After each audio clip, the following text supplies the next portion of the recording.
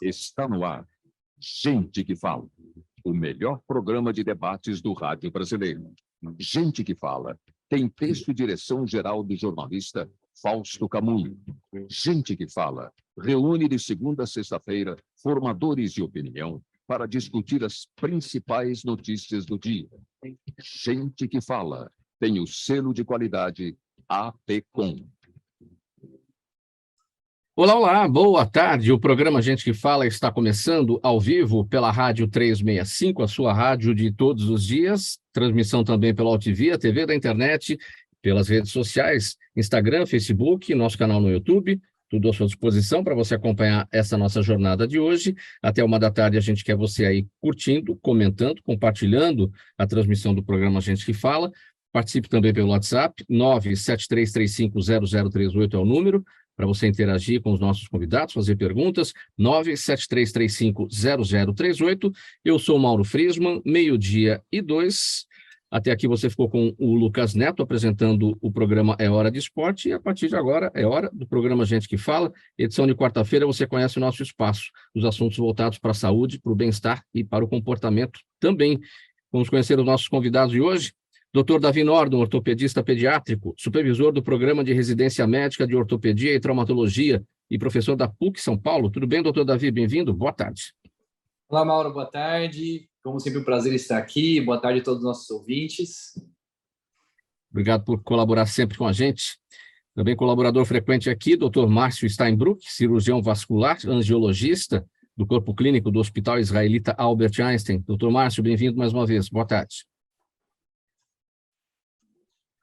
Seu áudio fechado, doutor Márcio? Pode abrir, por gentileza? Aí. Perdão. Boa tarde a todos que estão aqui. Boa tarde, Mauro. Boa tarde a quem nos ouve. É um prazer imenso estar aqui sempre com vocês, tá? E que a gente possa ajudar a esclarecer um monte de coisa e que o debate seja muito legal.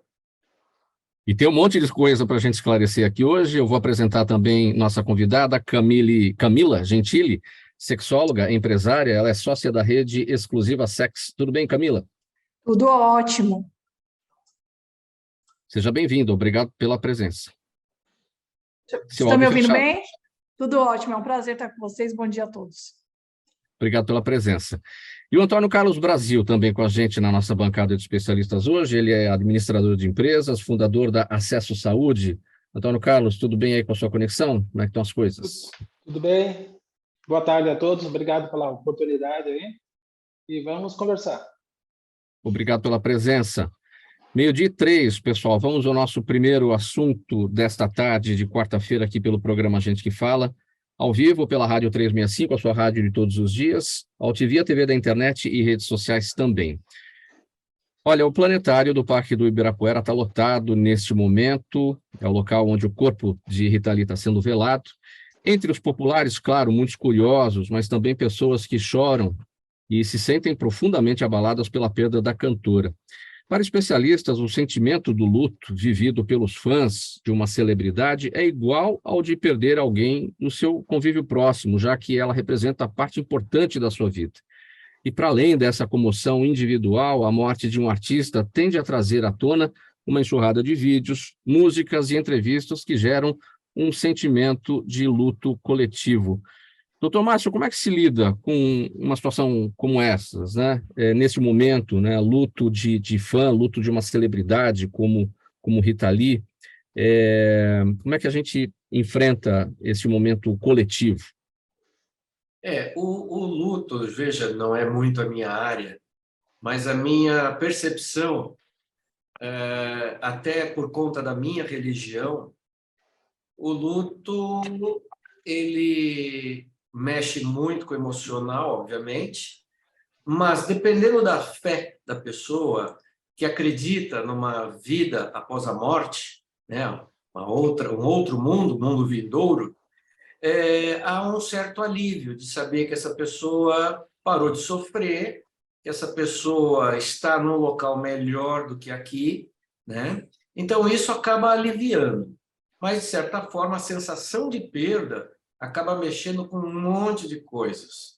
Acaba mexendo com a parte emocional, no sentido de deixar a pessoa deprimida, ela acaba não conseguindo fazer as coisas, e isso acaba mexendo com o cotidiano. No caso do ídolo, é como você mesmo disse, quando morre um ídolo, e ela era um ídolo para mim também, né?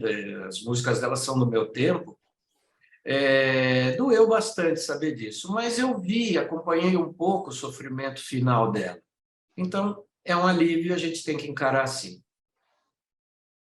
Doutor Davi, não é apenas a questão de luto de fã, mas também esse sentimento que nós temos na perda de um ídolo, que a gente considera imortal, né? Nossa, mas essa pessoa eu jamais imaginaria que morreria, né? Então, e são muitos aí os que têm ido embora e que têm nos surpreendido. Também tem esse sentimento, né?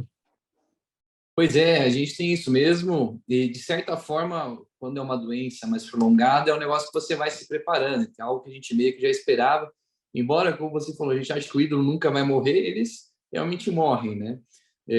Como dizem por aí, Elvis, na verdade, não morreu, Elvis está em outro planeta, alguma coisa assim, né? O pessoal continua negando, mas não, Elvis morreu, e Rita Lee também faleceu. Mas eu acho muito interessante isso que você falou no começo, como a gente cria como se fosse uma amizade com esse ídolo, né? Como se fosse tipo um familiar mesmo, embora ele não conheça a gente, né? Como ele fica muito próximo, como faz uma parte da nossa vida. E acho que vale lembrar para os ouvintes que o luto precisa ser vivido. Isso tanto para os ídolos quanto para familiares, ou seja, quem for, o seu cachorro, ou seja quem for, né, que faleceu. É super importante você viver esse luto, você passar pelas fases do luto, e não tentar, às vezes, o pessoal anestesia com medicamentos e tudo mais, né? Mas não, você processar o luto é muito importante. A crença na vida após a morte, como destacou o Dr. Márcio Steinbruch, alivia a situação? Com certeza, né? Se bem que, na verdade, assim, eu acho o seguinte, Mauro, o mais importante é você estar de bem com o que vem depois. Seja você ateu, achando que não vai ter nada, você vai virar pó e vira poeira estelar novamente, né? Seja você um religioso que acredita em vida após a morte, seja você um religioso que acredita em reencarnação, você estando satisfeito e com a explicação que você tem para o pós-vida é o importante, né? É interessante a visão médica, né? Porque vocês estão diariamente aí no dia a dia, exatamente com pacientes em diversos estados de saúde, os mais graves, os mais terminais, aqueles que já têm uma sentença de morte, porque isso acontece, evidentemente, não dá para fechar os olhos, né? Então, é interessante a gente obter também essa observação, esse entendimento do médico, né? Porque vocês estão diariamente lidando com isso, né? Exatamente. E o que a gente vê é principalmente isso. Quanto mais espiritualidade, nesse sentido que eu digo, de a pessoa estar satisfeita com a visão dela, com a crença dela do que vem depois ou do que veio antes, né? Melhor, se você vê uma pessoa que não está bem resolvida nesse aspecto, é o que fica mais difícil. E a gente vê que esses pacientes terminais, no geral, eles são muito bem resolvidos com isso. Então, parece que tem um tique, assim, vira uma alavanca em um determinado momento, indiferentemente da crença deles, eles estão bem resolvidos com o que virá depois. Camila Gentili, luto de fã, como lidar com a perda de um ídolo? Eu acho que é engraçado o quanto as pessoas se identificam, né, com essas famosidades, eles passam a identificá-los até como membros familiares, né? Então, as pessoas, às vezes, você vê uma pessoa na rua que é famoso, que você admira, que você olha para ela como se ela tivesse aquele dever de também te conhecer, né? Então, eu acho que cria, assim, um vínculo de admiração, seja ele esse vínculo por gostar do trabalho que ele produz e se identificar muito com aquilo, ou até de querer estar no lugar daquela pessoa. Então, acaba que há um sentimento de comoção na perda dessa pessoa, porque tem um legado que foi deixado aí, no caso, pela Rita Lee, que muitas pessoas se identificaram muito com situações das músicas que ela escreveu e até pelo comportamento meio doido que ela tinha, né? Sim. Antônio Carlos, seu entendimento sobre esse nosso tema, luto de fã, como lidar com esse momento da perda de um ídolo? É interessante, né, mano? Como os doutores colocaram aí, até como a Camila colocou, essa questão da referência que você tem, né? Porque em algum momento ele viveu a tua vida, né? Ou você viveu a vida dele, né? Foi uma referência. E a questão da morte, né, é algo interessante, porque é a única certeza que nós temos, né? Não sabemos quando e como, mas nós sabemos que vai chegar um dia. E também tem tudo a ver com a questão do brasileiro, da referência, do ídolo mesmo, né?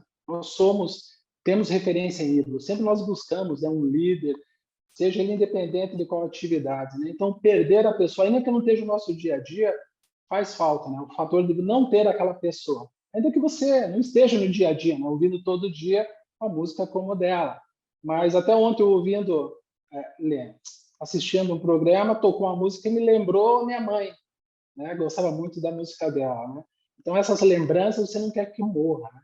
Então, o fator morte de um ídolo é uma coisa bem delicada, né? Aflora todos os outros sentimentos, né? Sim. Agora, Meio-dia aí. Mauro, Sim, desculpa, fala. Pode permite concluir. uma parte que me ocorreu agora. Eu vou te dizer que nossos ídolos realmente são imortais. Quando eu falo ídolos, não são só os famosos. Pai, mãe, tio, pessoas da família que são ídolos para a gente, não morrem, porque eles sempre estarão vivos dentro do coração e a gente lembra dos ensinamentos. E a gente sabe que o que fica é a vida dessa pessoa na nossa memória. E no judaísmo existe um ditado que diz o seguinte: existe muito vivo por aí que já está morto e muito morto que continua vivo. Ou seja, a gente continua lembrando e utilizando os ensinamentos de quem já se foi. Muito bem, 12h, programa Gente que Fala por aqui, pela Rádio 365, a sua rádio de todos os dias, Altivia TV da internet e também pelas redes sociais. Quarta-feira, programa Gente que Fala sempre com os assuntos da saúde, do bem-estar e do comportamento. Nós vamos falar agora sobre o movimento Maio Amarelo, com a campanha No Trânsito Escolha a Vida, que quer chamar a atenção da sociedade para o alto índice de vítimas fatais e feridos no trânsito no mundo todo, entre elas crianças de 0 a 14 anos de idade. O ortopedista pediátrico, o Dr. Davi Nordon, que está aqui com a gente, que sempre incentivou o uso das cadeirinhas, afirma que elas são essenciais e que qualquer decisão contrária à exigência do uso estaria na contramão da preservação da vida e da segurança dos menores no trânsito. Doutor Davi, houve uma mudança recente aí na questão das cadeirinhas, mas acho que não implicou muita coisa, né? Só aquelas crianças abaixo de 10 anos de idade, com altura inferior a 1,45 m, é que tem uma diferença em relação ao que dizia a legislação anterior, não? Isso é interessante, Mauro. Até eu estava vendo na época que isso veio, que tem o Detran, parece que o Detran de São Paulo tem uma informação, o do Sul tem outra, e isso meio que unificou, né? Então, lá no Sul, eles já tinham essa restrição de que a criança abaixo de 1,40 m, 1,45 m, isso varia de lugar para lugar, mas, né, considerem 45, que é o maior, então é mais seguro, né? Abaixo dessa altura não poderia usar o cinto sem o elevador de assento. E agora eles unificaram, então, no Brasil inteiro é isso aí, tem que usar o elevador de assento, por quê? Porque o cinto de 3 pontas é o cinto mais seguro. E se você não tem pelo menos esse 1,45 m, ele não funciona de forma adequada. Ele foi feito para pessoas, tecnicamente para adultos, né? Então, uma altura maior do que essa. Daí o elevador de assento. Então, o elevador de assento compensa essa diferença e você consegue usar o cinto do carro mesmo. O que tem chegado no consultório em relação a crianças que acabam sofrendo acidentes de trânsito e não têm ali a devida proteção? O que tem chegado no seu consultório? Eu vou dizer para você que, graças a Deus, não chega. Graças a Deus mesmo. As pessoas... É uma lei que funciona, assim, as pessoas efetivamente seguem essa lei, graças a Deus. É difícil você ver alguém falando que não põe. E aí, com isso, a segurança no trânsito aumenta, assim, expressivamente. Então, a gente sabe que usar a cadeirinha diminui mais de 70% das lesões em acidentes. Então, a criança na cadeirinha geralmente está muito mais segura do que o adulto com o seu cinto. E aí, com isso, a gente basicamente não vê lesões, né? A gente só vê, aí quando não está usando mesmo, tem aqueles acidentes fatais, né? Que atravessa o para-brisa, que se machuca demais e nem chega ao consultório.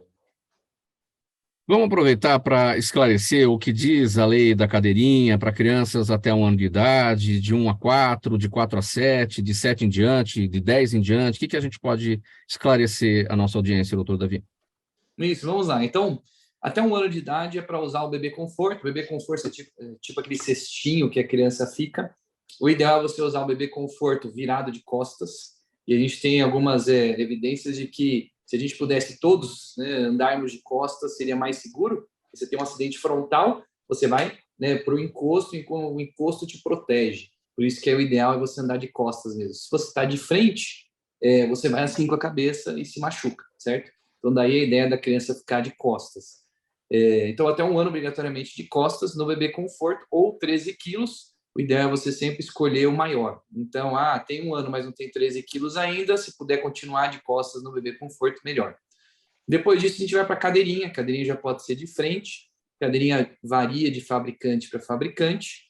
O que ela tem de diferente é que ela tem um cinto próprio. Então, você prende a cadeirinha no carro e aí prende a criança no cinto da cadeirinha. Isso é o que vai até os 4 anos de idade, ou conforme o peso da criança, também, de novo, sempre escolha o maior, né? Então, o mais pesadinho. Geralmente, tem algumas crianças que são mais magrinhas, né? Não, mas a minha criança é bem pesada, 2 anos, eu já tenho 18 quilos. Não, então espera dar 4 anos, porque ela, né, o que for maior sempre. E aí sim, dos 4 anos até os 7, que a gente fala daquele elevador de assento. Então a criança já pode sair da cadeirinha, ela já pode usar o cinto do carro, mas o cinto só funciona acima de 1,45 m, então você precisa do elevador de assento para usar de forma adequada. Se estiver desconfortável, por exemplo, minha filha já tem mais de 4 anos, ela não fica confortável no elevador de assento, a gente ainda põe na cadeirinha, né? Tem vários tipos de cadeirinha que você pode usar. E a ideia de funcionar é porque o cinto de 3 pontas, que é esse novo que a gente tem, que vem em todos os carros obrigatoriamente agora, né? Novo, mas já velho, né? Mas que ele é relativamente novo, né? Quando a gente pensa na história do carro, ele segura o tronco. Então, o que acontece? Se você tem só o cinto abdominal, só pega embaixo aquele cinto de 2 pontas que a gente falava, na hora que você tem um acidente, você é projetado para frente, o seu tronco inteiro vai para frente, tem uma série de lesões que você pode ter, desde a cabeça e pescoço até órgãos internos. Se for muito grave o acidente, por exemplo, pode até romper a aorta, coisa assim. Então, muito perigoso. Quando você tem um cinto de 3 pontas, ele segura o tórax. Então, o único movimento que você tem é da cabeça. Então, segura o tronco, você faz uma marca, assim, machuca um pouquinho o cinto nos acidentes mais graves, pode até quebrar uma costela, mas ainda assim é muito melhor do que todos os outros tipos de lesões que você pode ter. E aí sobra, né, a cabeça, a gente não tem como segurar ainda, né? Não tem nenhum cinto de cabeça, e a gente também não vai ter, porque seria muito desconfortável, né? Mas a criança fica, como eu disse, na cadeirinha muito mais segura. E aí, depois dos 10 anos, é a idade que ela já pode ir para o banco da frente. Mas lembre, né, se não tiver adequado para ela o cinto de segurança, ela continua no banco de trás com o elevador de assento. Agora, tem muita gente que não cumpre as regras, não é, doutor Davi? A multa é alta, a infração é gravíssima e sem pensar no valor da multa, sem pensar nos pontos da carteira, é preciso pensar na vida da criança, na vida de todos os outros. É uma coisa que não tem preço, né? E é até bom que você falou, porque geralmente o pessoal que não segue essa legislação, eles acabam segurando a criança no colo. E a gente tem os estudos mostrando, né, que uma criança segurada no colo, se você tem um acidente de 50 e 70 km por hora, essa criança pode chegar a pesar 1 tonelada, né, por causa da força que exerce durante o acidente. Então, não tem como você segurar, né? Porque está você segurando que vai bastar, eu estou de cinto e estou segurando meu filho. Não vai segurar. Ele vai bater na cadeira, ele vai voar pelo para-brisa, ele vai se machucar de uma forma grave. Então, tem que usar a cadeirinha sim. Como é que se mede o resultado de campanhas como o Movimento Maio Amarelo, o amarelo claro, a cor amarela no sentido do alerta, e com essa frase, com esse slogan, no trânsito, escolha a vida, dá para medir isso? Porque tem muita coisa que deveria começar na autoescola e a gente sabe que a formação do condutor no Brasil é muito falha, e depois você sai da autoescola para colocar alguém no eixo, é difícil. Tem algumas formas de você avaliar. Você pode avaliar pelas próprias multas, né? Então, ver quantas pessoas estão usando ou não essas cadeirinhas. Né? Se está todo mundo usando, vai ter menos multa. Mas, no geral, a gente avalia pelos dados do DataSUS, que são os dados de internação. Então, eles vão colocar o diagnóstico, né, dos acidentes. E aí você vai ver crianças, acidentes de trânsito, você vai ver se diminuiu ou não com as campanhas. Né? E a gente sabe que tem diminuído. Ao longo dos anos, vem diminuindo isso. Pessoal, 12h20, programa Gente que Fala, edição de quarta-feira. Por aqui os assuntos da saúde, do bem-estar e do comportamento. Rádio 365, a sua rádio de todos os dias. Altivia TV da internet, também pelas redes sociais aqui, a nossa jornada de hoje. Para falar com a Camila agora, sobre o seguinte: a emoção de ser mãe é incomparável a qualquer outro sentimento, pois desperta nas mulheres uma força interior que elas sequer imaginavam ter. Mas a maternidade também inclui diversos desafios, inseguranças e medos, e não apenas em relação aos filhos, sua criação ou ao seu futuro.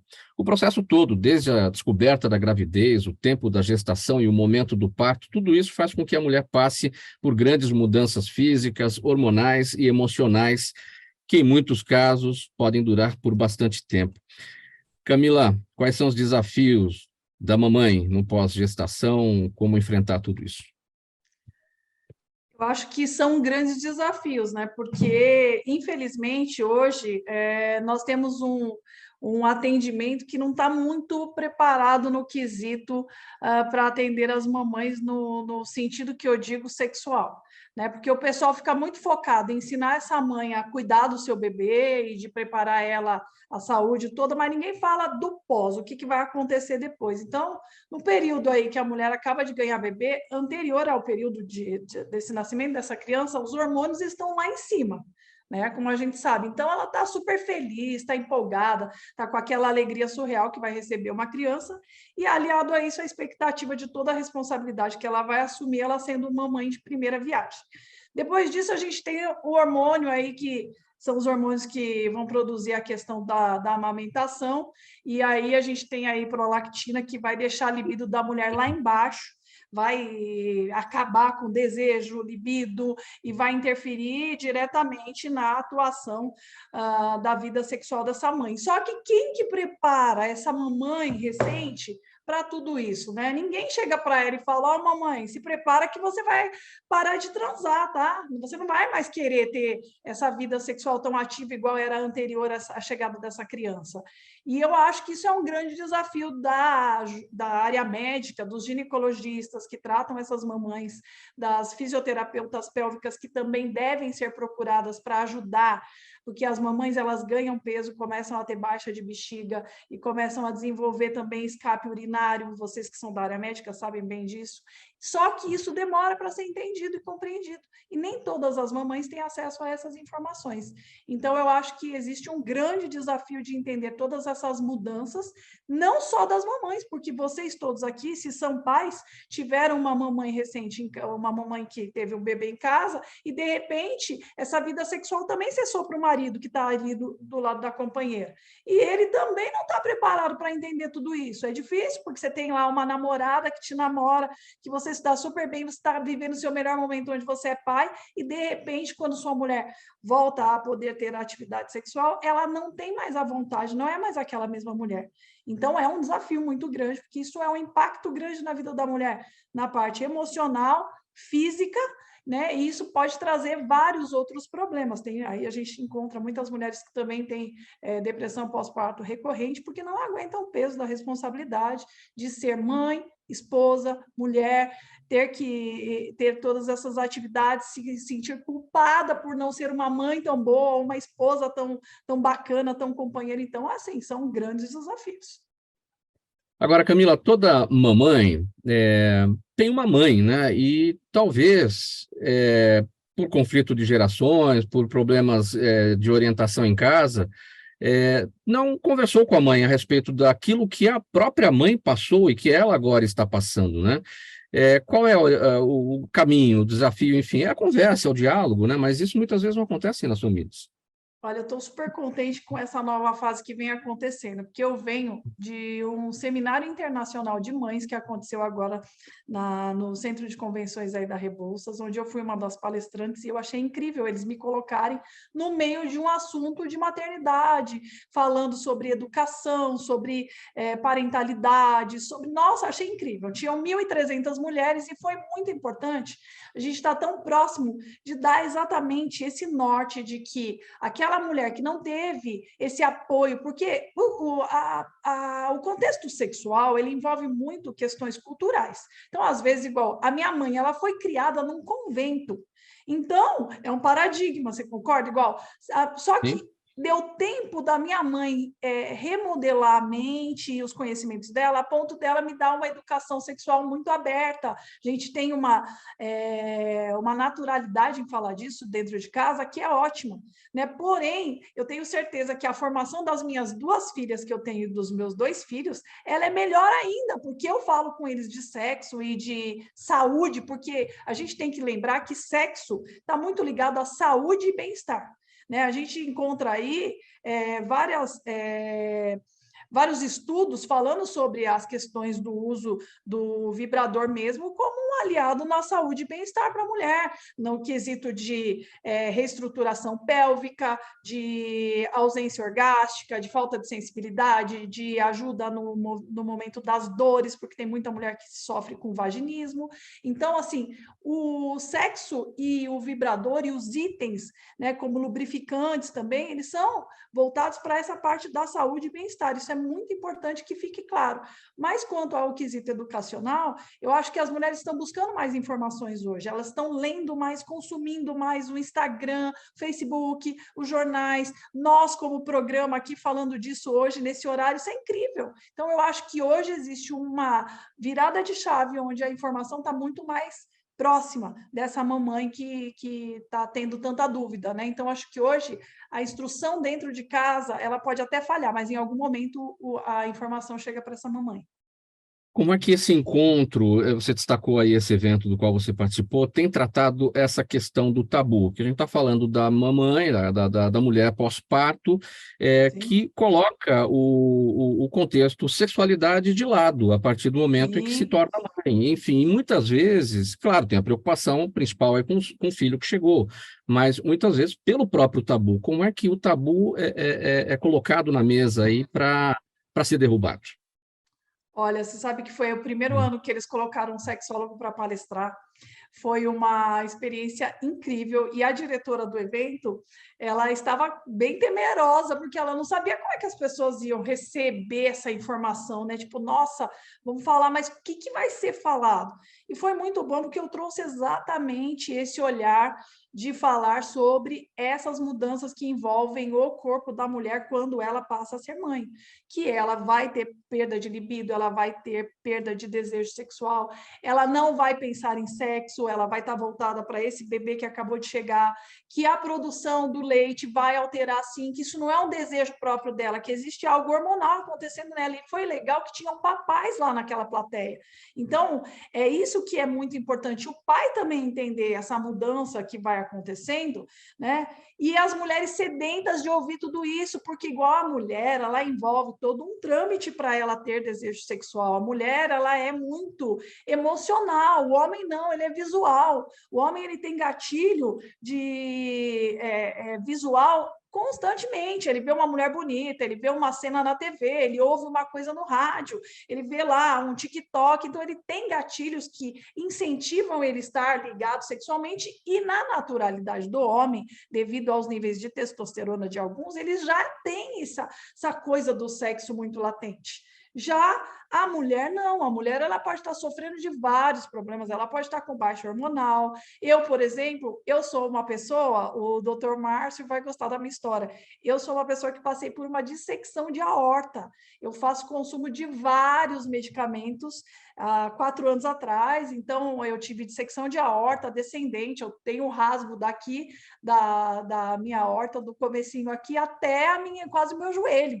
E eu faço uso de medicamentos superpotentes e venho de uma cirurgia bariátrica, o que interferiu diretamente na minha libido, nos meus hormônios. E só que eu tive a ajuda de vários médicos, fui a um nutrólogo que me fez exames e identificou que eu estava com esses níveis de hormônios baixos, com a testosterona baixa, e aí eu fui fazendo outros tratamentos. Mas existem mulheres que não têm essa informação. Então, esse espaço que vocês estão abrindo aqui é maravilhoso para a gente falar sobre isso, porque existe esse problema que eu estou relatando como sendo o meu, mas existe também a menopausa. Tem a menopausa precoce e tem a propriamente dita menopausa, onde a mulher ela não tem mais desejo, ela começa a ter secura vaginal, ela não tem lubrificação, ela não tem a libido, não tem o desejo, não tem o intuito de querer sexo, ela tem também dores, porque essa secura vaginal vai deixar ela com muita dor, e daí não é que a mulher não gosta mais de sexo, a mulher ela gosta até mais do que o homem de ter uma vida sexual ativa, e isso é super saudável para ela. O problema é que de uma hora para outra, tudo muda nesse organismo e começa a ter um impacto muito grande, porque essa mulher de menopausa, ela está irritada, ela dorme mal, ela não consegue mais ser a mesma mulher que ela tem aqueles calores, né? Eu tenho calor, eu tenho frio, eu tenho calor, eu tenho frio. A gente até brinca que a música é dizendo que aqui tá quente, aqui tá frio, porque é tira casaco, bota casaco, porque abre a janela, fecha, tá com frio, tá com calor, não tem lubrificação, não dorme bem, tá se sentindo cansada, irritadíssima. Então, assim, eu tenho minha mãe, 60 e poucos anos, eu sei como funciona. Só que quanto dessas mulheres têm essas informações, né? De que tudo isso é um processo que impacta diretamente na saúde e bem-estar íntimo dessa mulher. Então, por isso, é de extrema importância a gente levar esse conhecimento para elas. É possível, Camila, essas informações, essas orientações ecoarem para as mulheres, para os homens também, não só no Dia dos Namorados, mas a gente está na Semana das Mães, domingo é Dia das Mães. Dá para ecoar também nesse momento? Eu sou uma defensora de mudança de presente de Dia das Mães. Esse negócio de xícara e panela está ultrapassado, né, gente? A gente tem que chegar agora, levar a mãe para fazer um rolê lá no sex shop, levar para escolher um vibrador que vai ajudar a parte de exercício pélvico, vai ajudar a produzir lubrificação, ajudar a amenizar dores, estresse. Mulheres que têm orgasmos e que têm uma vida ativa são muito mais felizes, mais relaxadas, dormem melhor.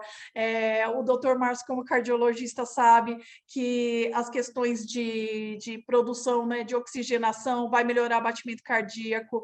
Eu mesma, a minha recuperação referente ao que eu passei, que foi muito traumático e muito grave, porque eu fui entubada, tive 15 dias de UTI, foi também mediante ao estilo de vida que eu levo.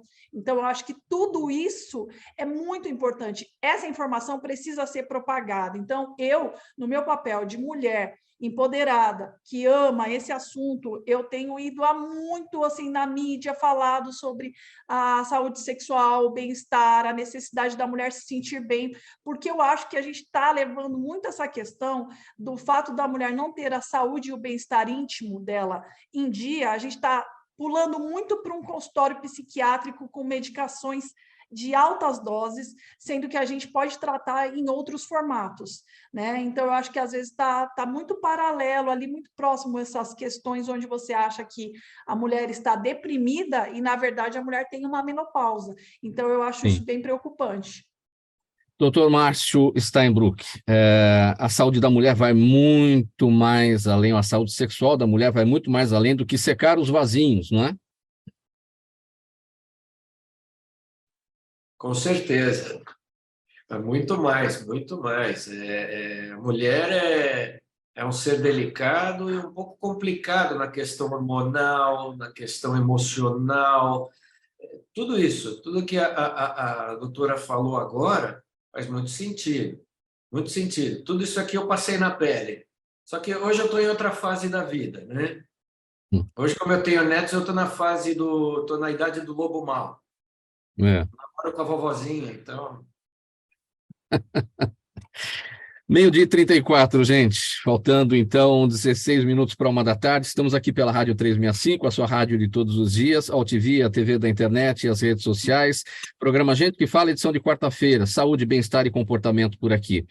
Vamos falar agora sobre as panturrilhas, que são consideradas uma espécie de segundo coração do nosso corpo, pois é por meio da contração e do relaxamento desses músculos das pernas, né, que o sangue é bombeado de volta para o coração com mais eficiência.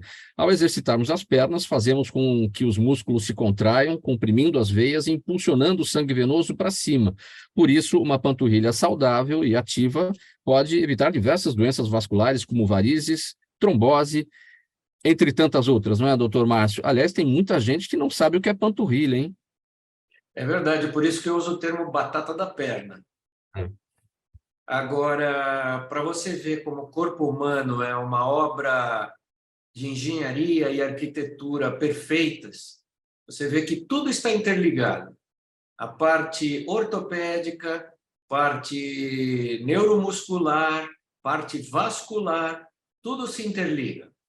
De fato, nós temos basicamente duas circulações, né? Uma é a arterial, que leva sangue rico em oxigênio para a periferia do nosso organismo, e nós temos a circulação venosa, que é a que traz o sangue usado da periferia de volta para o coração, para que depois passe no pulmão, oxigênio e volta de novo para a circulação.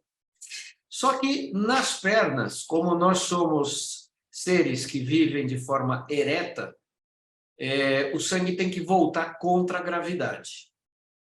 E esse mecanismo que ajuda a elevar o sangue, trazê-lo de baixo para cima, ele consta basicamente de válvulas que tem dentro das veias, né? Então o sangue anda numa direção, passa pelas válvulas, a válvula se abre, o sangue passa, aí ela se fecha, o sangue não volta.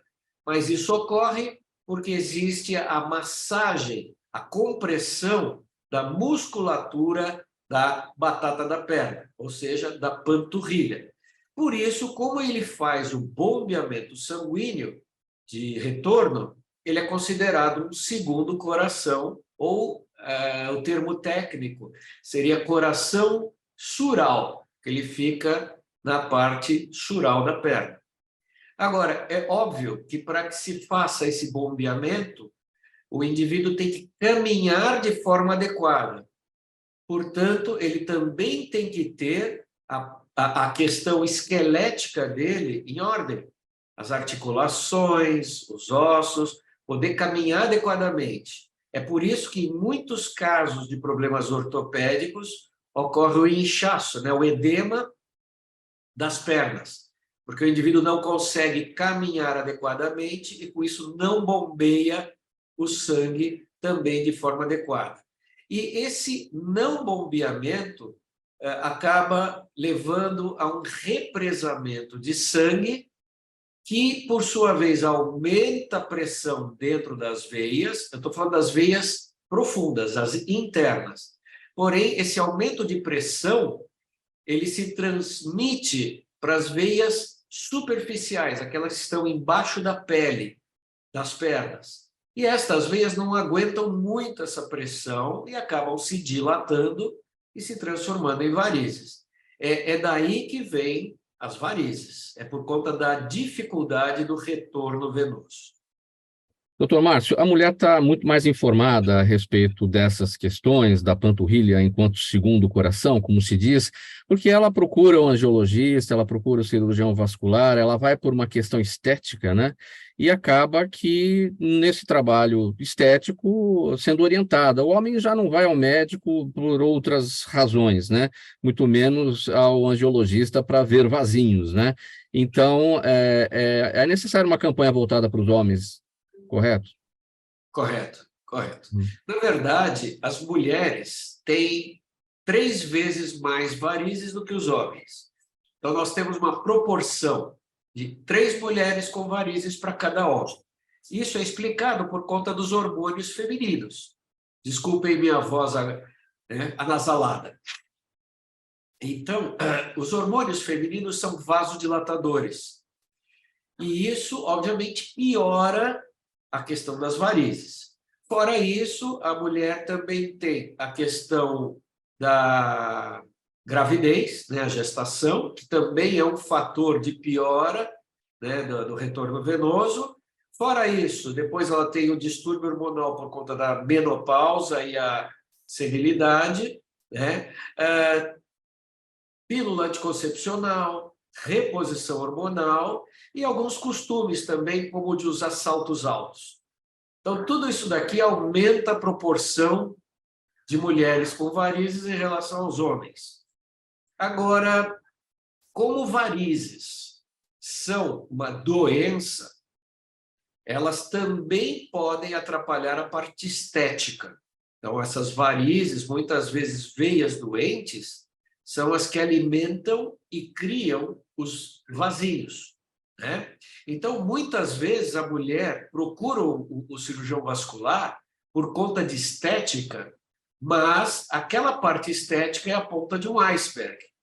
Ele pode estar dando sinais de que algum problema na circulação está causando aquilo. Quanto aos homens, os homens são mais difíceis de procurar fazer prevenção da saúde, né? O homem, por incrível que pareça, ele é mais medroso do que a mulher. Eu sempre digo para as minhas pacientes que o sexo forte é a mulher e não o homem. Que elas aguentam mais a dor, aguentam o parto, aguentam tudo, né? Elas são muito mais resistentes do que os homens.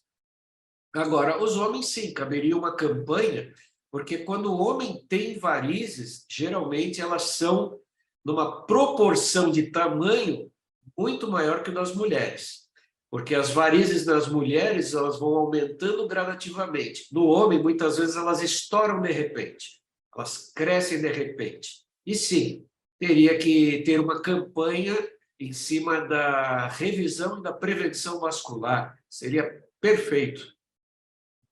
Doutor Davi Nordon, como é que essas informações, esses pontos todos destacados pelo doutor Steinbruch, se encontram com a sua área, a ortopedia?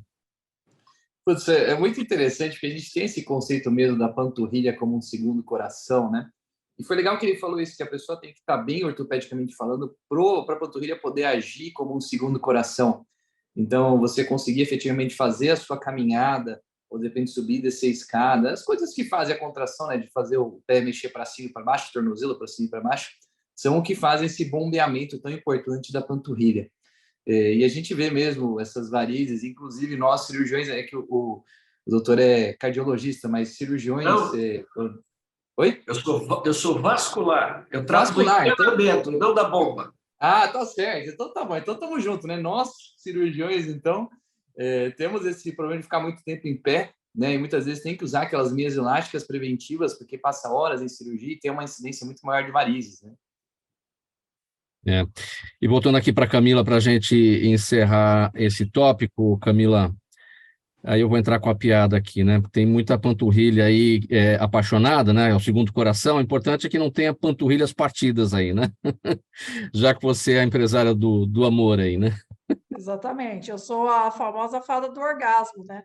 Entendeu? Estou ajudando o pessoal a ter um pouquinho mais de bem-estar e saúde em casa, né? O doutor Márcio falou assim que ele agora virou lobo mau, que ele está com a vovozinha, mas as vovós estão se preocupando bastante em ter saúde e continuar essa vida íntima, ativa. Eu tenho visto muito nos eventos que eu faço, as mulheres estão muito dispostas a melhorar, né, essa saúde íntima, de ir atrás de itens que vão ajudar na melhoria da saúde íntima, né? Então, a gente tem alguns lançamentos da indústria cosmética que evoluíram bastante.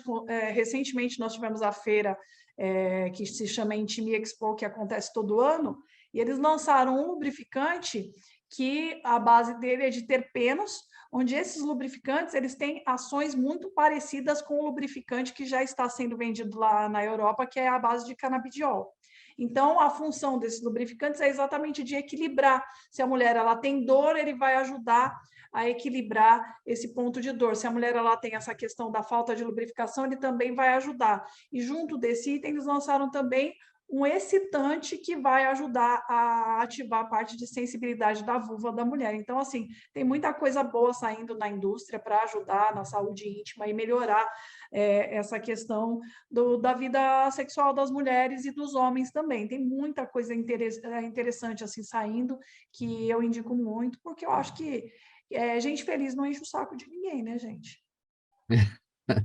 Faltando 16 minutos para 1 da tarde agora.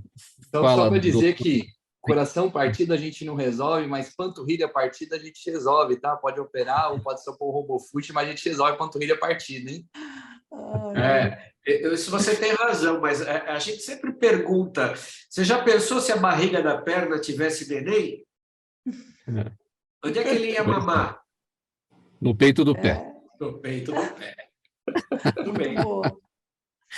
15 para 1 agora, gente. Programa Gente que Fala de quarta-feira, bem-estar, saúde e comportamento por aqui, para falar com o Antônio Carlos sobre o seguinte: A Acesso Saúde é uma rede de clínicas médicas e odontológicas destinada à população que precisa de apoio para realizar consultas, exames e tratamentos cirúrgicos, mas não tem condições de pagar um plano de saúde. A marca está investindo numa linha de produtos naturais para a saúde, bem-estar e aumento de expectativa de vida. Entre eles estão um café funcional, chá para regular o sono, colágeno e outros itens. Que novidades são essas, Antônio Carlos? Conte para a gente. Mauro, o Acesso Saúde é uma clínica que tem mais de 45 unidades espalhadas no Brasil e nós temos também mais 2.300 médicos em nossas clínicas. E ouvindo esses médicos no sentido de que vem aumentando o índice de receita de remédios controlados, com base nisso, o Acesso à Saúde criou uma linha, né, de produtos naturais e funcionais, né, para que as pessoas pudessem, não o fato de substituir pelo medicamento, né, mas o fato de você ter uma qualidade de vida melhor, que muitas vezes, através de um chá, você pode não estar tomando um medicamento. Então, com essa oportunidade, né, através de ouvindo esses médicos, através de relatórios, prontuários que nós levantamos nesses 17 anos que o Acesso à Saúde tem, chegamos nesses produtos que hoje é um sucesso dentro da rede, porque faz com que ajude a pessoa a perder um pouco de peso, o outro diminui um pouco do açúcar, mais energia para a pessoa, e outro para a pessoa possa dormir, ter uma qualidade de sono melhor, além dos colágenos, né? Então, as pessoas perguntam por que uma rede de clínicas médicas tão grande vai lançar isso? Vai lançar isso para ajudar a população, ajudar os seus clientes a ter uma qualidade de saúde. E é importante ver isso, porque algumas pessoas que retornam ao acesso não vêm buscar uma consulta ou exame, elas estão vindo comprar o produto, porque elas estão tornando consumidoras desses produtos, né? E nós temos aí mais, agora no próximo ano, lançamento mais de 11 produtos, mas tudo com base em orientações e pesquisas e necessidades que hoje existem aí dessa população. Sim, é esse o questionamento, Antônio Carlos. Tudo sob orientação médica, o interessado, a pessoa tem que passar por consulta, ela tem que ser avaliada, é possível entender qual é o problema de saúde, para que ela tenha um tratamento e esse produto como um coadjuvante. Isso, sempre como um coadjuvante. Ele não é que ele faça a consulta e tenha esse produto, né? Ele é um paralelo para que a pessoa possa estar consumindo, inclusive, um produto de qualidade, que é outra coisa que nós vimos. As pessoas estavam tomando chás que muitas vezes não tem nem controle através da Anvisa ou de qualquer outro órgão, né? Então, com isso, nós conseguimos fazer com que a pessoa tivesse acesso a um produto de qualidade e que pudesse também, como se colocou, um coadjuvante, né? Um paralelo ao tratamento dela para certos aspectos, né? E até o nosso grupo de psiquiatras notou uma grande diferença até na necessidade de um chá que ajuda a pessoa a ter um sono com maior qualidade. Então, isso é interessante ver que a pessoa tendo um produto natural, ele possa fazer ingerir e ter um resultado melhor, né? Então, isso foi um diferencial dentro desse mercado e com esse acompanhamento, né? Através de estatística, a gente vê que com o consumo disso, as pessoas têm um tratamento e têm uma resolutividade melhor. Mas não, claro, que não substitui o medicamento de forma alguma. Antônio Carlos, todo mundo tem essa coisa da busca do elixir da vida, o elixir do bem-estar, o elixir da vida longeva, enfim. E muita gente, com esse pensamento, acaba consumindo indiscriminadamente nas farmácias essas coisas que são vendidas por aí, até com efeito duvidoso. A gente não sabe exatamente o que é que tem dentro desses produtos. Como é que vocês se preocupam com essa parte, nessa orientação para as pessoas, para que não façam isso, porque sempre existe o risco aí de você comprar o que não deve. A gente sabe também que suplementar vitaminas sem também a orientação médica não é o correto. Se você não está com deficiência, vai suplementar por quê? Isso vai trazer precauções, vai trazer implicações também. Isso, até pegar como exemplo, Paulo, nós temos um colágeno tipo 2, que é a particulação. De fato, ele não vai fazer com que a pessoa tenha novamente, deva ter novamente o que ela perdeu, mas de fato que ela possa ter uma qualidade de vida. Acho que tudo isso está atrelado na qualidade de vida. E ter esse produto faz com que nós possamos saber qual que é a origem dele, aonde que ele foi, qual indústria que foi feita, qual pesquisa que foi realizada. E, por outro lado, o médico vendo o quanto que isso está trazendo de efeito. Hoje é natural que você entra numa farmácia, aí tem muita coisa, mas muito, né? Colágeno, uma rede grande de farmácia aqui tem mais de 60 tipos, 60 colágenos tipo 2. E quando você vai ver, tem muitas coisas que até alguns foi encontrado aqui pela Vigilância Sanitária do Paraná, aqui, farinha. Então a pessoa estava comprando, pagando por um preço e não tinha efeito nenhum, né? Então esse cuidado e desse acompanhamento a gente tem nesse sentido, no sentido de colaborar para que a pessoa tenha maior qualidade de vida. Essa que é o grande trunfo que nós temos desse trabalho, que é levar qualidade de vida, né? A pessoa possa tomar, né? Como a gente fala, né? O chá não faz mal para ninguém, mas tomar um bom chá não faz mal para ninguém. Isso é um aspecto que a gente sempre está buscando e querendo levar, proporcionar uma qualidade de vida para esses nossos pacientes, que são milhares de pessoas espalhadas pelo Brasil. Tomar um bom chá e na quantidade devida também, né? Porque tudo em excesso também não está correto. E isso também é importantíssimo, né? Até mesmo que tem produtos nossos que foram lançados e posteriormente eles foram até adequados, né, nisso. Então esse acompanhamento é importante. Eu diria para você que quando envolve a área médica no aspecto de prevenção, de buscar uma maior qualidade de vida, proporcionar, é bem interessante. A Camila colocou uma coisa muito importante. Nós fazemos parte de um grupo de empresários, de empresas. Nós lançamos uma empresa de orientação e informação de saúde. Falta a orientação e informação. Como a pessoa vai buscar conhecimento? Através de orientação e informação. Você vê que pessoas estão perdidas. E por isso que entra numa farmácia, compra qualquer produto, sem orientação, sem nada. Então, o fato de você orientar e informar a pessoa, eu diria que é o gatilho do sucesso.